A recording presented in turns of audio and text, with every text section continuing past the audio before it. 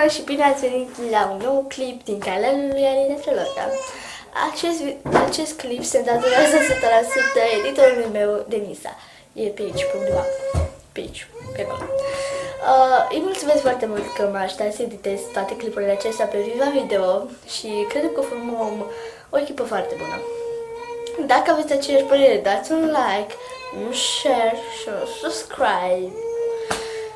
Și postăm mai departe pe Facebook să vadă și prietenii voștri.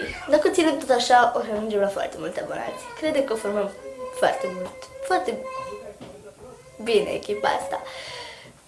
Pa! Ne vedem la următorul clip, Provocări nebune 2, 3 și după aceea o să facem tipuri de profesori și ceva de genul.